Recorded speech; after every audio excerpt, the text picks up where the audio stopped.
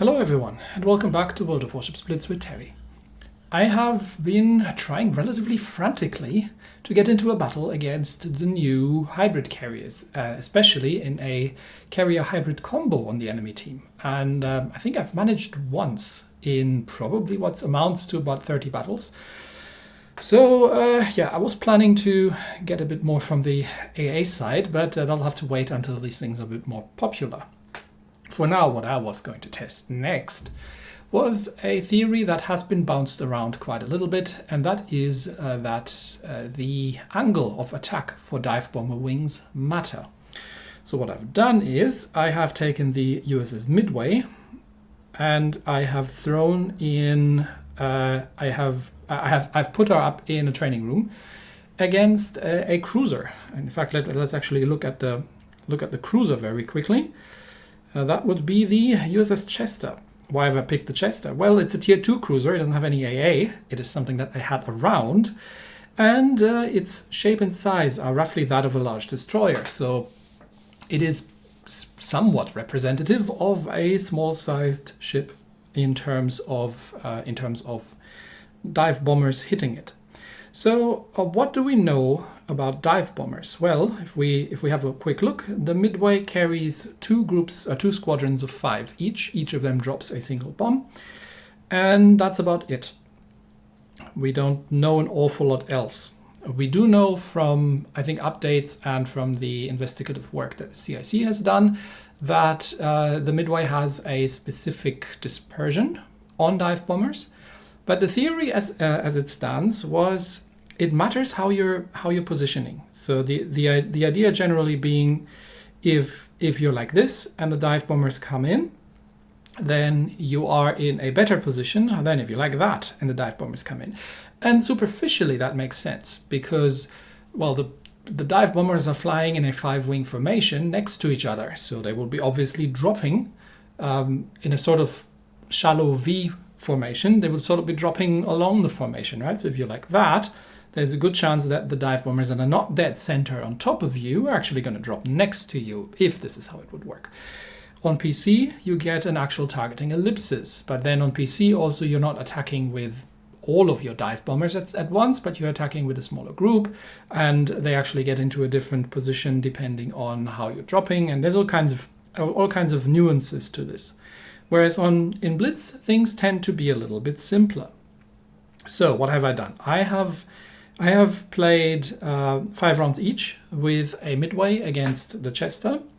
In the first set, I have had the Chester bow in towards the incoming dive bombers, and in the second one, I had the Chester fully broadsiding towards the dive bombers. And then I've done a couple of other experiments that we'll go through in a minute. So let's see if we can find some statistically significant information about how dive bombers are working. So here we have the results from the first set. I have done 5 sets, and all in all we have dropped 150 bombs and we have scored 29 hits for a total hit ratio of 19.3%.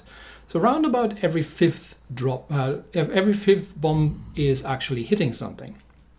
Then I have done the same thing, as I said, with a fully broadsiding Chester, and statistically it is well within variance. So I would say for that target and for that positioning, it does not make any difference whatsoever. You're going to get a 20% hit rate from a Midway against the Chester in your bomb drops. That's literally close enough that I will discard that as statistical variance and RNG. So the next thing I thought, well, what if we're dropping a bigger target? So if the position of the ships towards the angle of attack of the dive bombers does not matter, which it doesn't seem to be the case, what if we have a bigger ship? So I have picked a South Carolina. Why have I picked a South Carolina? Because it doesn't have any AA, so I don't need to compensate for that, because otherwise it might shoot dive bombers down, and then I have to count that out, and it's more complex. And I had one around on the test account, so so there we go. It's not a massive ship, but it is significantly larger than the Chester. And interestingly enough, against a South Carolina, we get a hit ratio of almost 28%. So what we can say is that it does not matter how the target is positioned in relation to the dive bombers. It does matter what the size of the target is.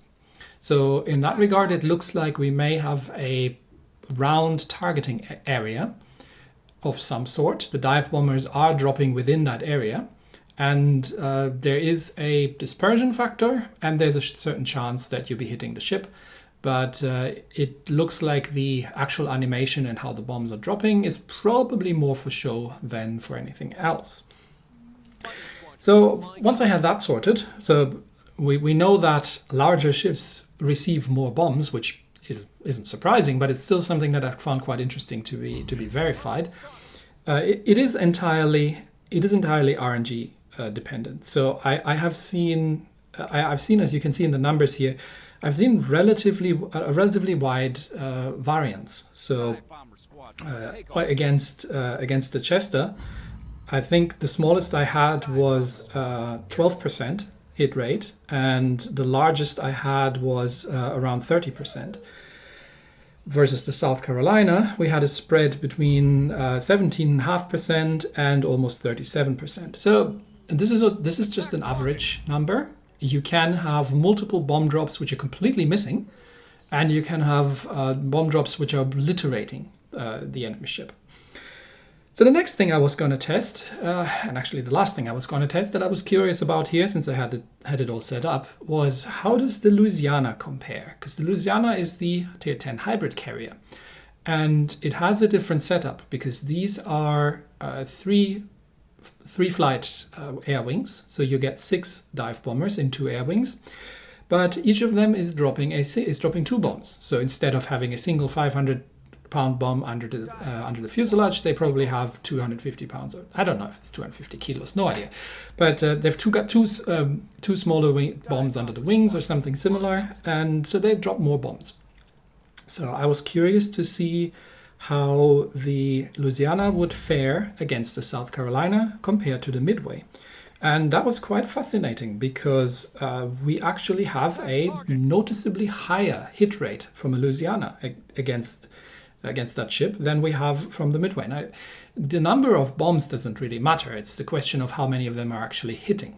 So all in all, I came out at the end with an average hit rate of 33% compared to about 28% on the Midway.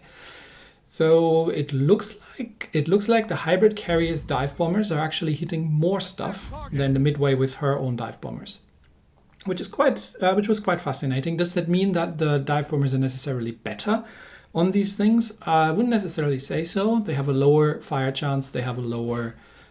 They do less damage, and they get shot down a lot easier because they are smaller air wings than the dive bomber groups on the Midway, and they take forever to reload. But it is still quite fascinating to see that. So there you have it. So far what I can determine is that positioning against the incoming dive bomber wing does not matter.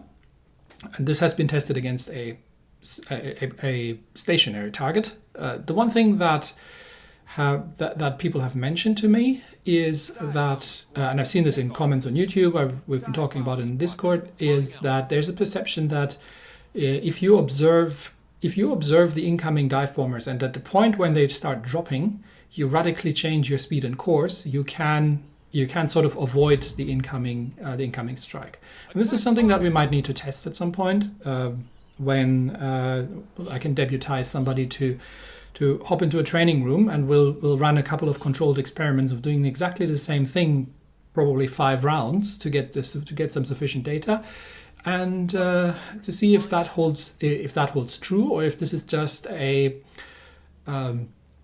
if that's a misconception of correlation and causation just due to the RNG factor, and in fact it doesn't matter what you're doing. Once the dive bombers are dropping, they're dropping, and you get RNG hits. So that is still to be determined, but it was very interesting to see how this works out, and there we are. So that's it for me today. Thanks everybody, and I will see you next time. Bye bye.